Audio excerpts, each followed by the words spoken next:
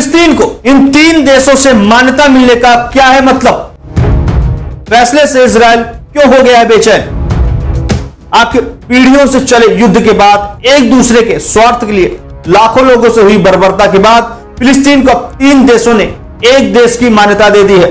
हालांकि फिलिस्तीन के लोगों में खुशी की लहर है। अगर देश घोषित करना ही था तो जंग का आगाज क्यों किया? इजराइल ने स्कूल से लेकर के अस्पतालों, घरों से लेकर के धर्मस्थल तक हर जगह दिखाया तबाही का मंजर। तो जय हिंद, नमस्कार, मैं त्रिपाठी और आप देख रहे हैं डेली 24 भारत। अब एक एक बिंदुओं पर नजर डालेंगे कि क्या है पूरा मामला, किन देशों ने दिया है फिलिस्तीन को मान्यता।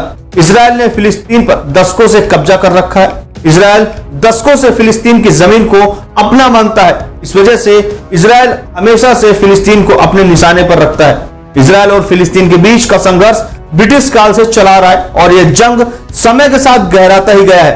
इस जंग का बस एक ही समाधान माना गया है, जो सिर्फ 2 राज्य समाधान है। फिलिस्तीन खुद को इजराइल से अलग करना चाहता है। फिलिस्तीन को स्वतंत्र देश घोषित करने के लिए स्पेन, आयरलैंड और नॉर्वे आगे आए हैं। ये तीनों ही यूरोपीय देश फिलिस्तीन को 28 मई को स्वतंत्र देश की मान्यता देंगे। यह कदम इजराइल द्वारा जारी जंग और इजराइल के हमले के बाद गाजा पट्टी में नागरिकों की मौत और मानवीय संकट पर अंतर्राष्ट्रीय आक्रोश के बीच आया है। इजराइल लगातार फिलिस्तीन को मान्यता देने का विरोध कर रहा है, लेकिन अब उसे यूरोप से बड़ा झटका लगा है। नॉर्वे के प्रधानमंत्री जोनास गार स्टोर ने बुधवार को कहा कि उनका देश फिलिस्तीन को एक देश के तौर पर औपचारिक रूप से मान्यता दे रहा है। उन्होंने कहा कि अगर मान्यता नहीं दी गई तो पश्चिम एशिया में शांति स्थापित नहीं हो सकती है। तो आइए जानते हैं फिलिस्तीन के लिए यह नई यूरोपीय घोषणा कैसे और क्यों महत्वपूर्ण हो सकती है। एक एक बिंदु पर गौर करेंगे। सबसे पहले, स्वतंत्र देश बनने से क्या फर्क पड़ेगा फिलिस्तीन पर, एक सवाल पैदा होता है। तो पहला आंसर है कि साल 1948 में संयुक्त राष्ट्र के जिस निर्णय से इजराइल का निर्माण हुआ था, फिलिस्तीन को पड़ोसी देश के तौर पर परिकल्पना की गई थी, लेकिन लगभग 70 साल बाद फिलिस्तीन क्षेत्र पर इजराइल का नियंत्रण है। इस कारण से संयुक्त राष्ट्र की सदस्यता को अस्वीकार किया गया है। दूसरा पॉइंट यहां पर है, संयुक्त राष्ट्र अमेरिका, ब्रिटेन और अन्य पश्चिमी देशों ने मध्य पूर्व के सबसे कठिन संघर्षों का समाधान के रूप में इजराइल के साथ मौजूद एक स्वतंत्र फिलिस्तीनी राज्य के विचार का समर्थन किया है। वे इस बात पर जोर देते हैं कि फिलिस्तीन राज्य का दर्जा बातचीत के जरिए समाधान के हिस्से के रूप में होना चाहिए। वहीं इस मुद्दे पर साल 2009 के बाद से कोई ठोस बातचीत नहीं हुई है। तीसरा बिंदु है, इस समर्थन से फिलिस्तीन की अंतरराष्ट्रीय स्थिति को आगे और ऊपर बढ़ाने में मदद करेगा। साथ ही इजराइल और फिलिस्तीन युद्ध को समाप्त करने के लिए बातचीत शुरू करने के लिए इजराइल पर अधिक दबाव डाला जा सकता है। चौथा बिंदु कहता है, इसके अलावा यह कदम यूरोपीय संसद के लिए 6 जून से लेकर के 9 जून के चुनाव से पहले मध्य पूर्व के मुद्दे को अतिरिक्त प्रमुखता देगा। अभी क्यों उठाया गया कदम, यह भी आप लोगों के मन में एक सवाल आता होगा। वही जानते हैं कुछ खास बिंदुओं से। तो सबसे पहला बिंदु है, हमास के साथ लड़ाई 8वें महीने तक पहुंचने के कारण इजराइल पर राजनयिक दबाव बढ़ गया है और संयुक्त राष्ट्र महासभा ने पूर्ण मतदान सदस्यता पर वोट के लिए बढ़ते अंतर्राष्ट्रीय समर्थन के संकेत में फिलिस्तीन को नए अधिकार और विशेषाधिकार देने के लिए 11 मई को बड़े अंतर से मतदान किया। फिलिस्तीन प्राधिकरण को वर्तमान में पर्यवेक्षक का दर्जा भी प्राप्त हो गया है। दूसरा बिंदु कहता है, स्पेन, आयरलैंड, माल्टा और स्लोवेनिया के नेताओं ने मार्च में कहा था कि वह युद्ध को समाप्त करने की दिशा में है। सकारात्मक योगदान के रूप में फिलिस्तीन को देश के तौर पर मान्यता पर देने पर विचार कर रहे हैं।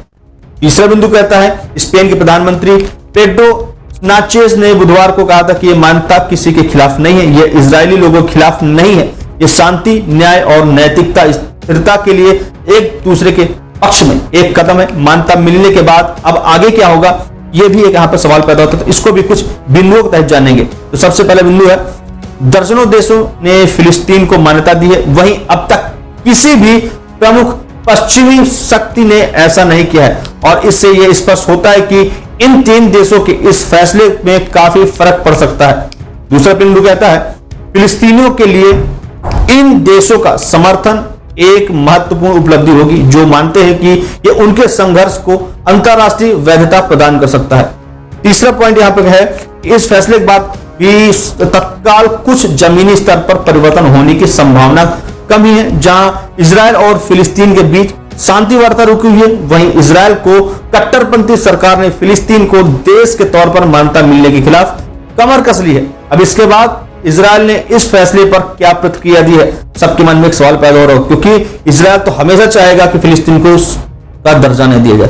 तो इसके भी कुछ बिंदु हैं। तो सबसे पहले बिंदु कहता है, इजरायल ने बुधवार को आयरलैंड, नॉर्वे और स्पेन से अपने राजदूतों को वापस बुला करके अपनी त्वरित प्रतिक्रिया व्यक्त कर दी है। इजरायली सरकार फिलिस्तीनी स्वतंत्रता की बात निंदा करते हुए इसे दक्षिणी इजरायल पर 7 अक्टूबर को हमास के हमले का इनाम बढ़ाती है, और जिसमें से 12 लोग मारे गए थे और 250 से अधिक लोग का अपहरण भी हुआ था। यह फिलिस्तीनियों को अंतर्राष्ट्रीय स्तर पर वैध करने के किसी भी कदम को खारिज करता है। दूसरा बिंदु है, इजरायल का कहना है कि इन 3 यूरोपीय देशों द्वारा बुधवार को उठाए गए कदम फिलिस्तीनी स्थिति को सख्त कर देंगे और बातचीत की प्रक्रिया को कमजोर कर देंगे। तीसरा पॉइंट कहता है, इजरायल ने जोर देते हुए कहा कि सभी मुद्दों को बातचीत के माध्यम से हल किया जाना चाहिए। इजरायल अक्सर अपने हितों के खिलाफ जाने वाले अन्य देशों के फैसलों का जवाब उनके देशों से अपने राजदूतों को बुलाकर देता है, और नकदी संकट से जूझ रहे फिलिस्तीन प्राधिकरण को कर हस्तांतरण के रोकने जैसे उपायों के माध्यम से फिलिस्तीनियों को दंडित भी करता है। कुछ इस प्रकार से थे पूरा मुद्दा, पूरे पॉइंट, एक एक पहलू, जिसके बाद यह था निर्णय कि 3 देश यहां पर 28 तारीख को फिलिस्तीन को देश की मान्यता देंगे। जो भी अपडेट होगी, पल पल के अपडेट हम आपको देते रहेंगे। आप ही क्या रहा है फिलिस्तीन इजरायल के बीच हुए इस विवाद को लेकर के, कमेंट करके जरूर बताइएगा, ताकि तमाम ऐसी खबरों को देखने के लिए देखते रहिए DD24 भारत।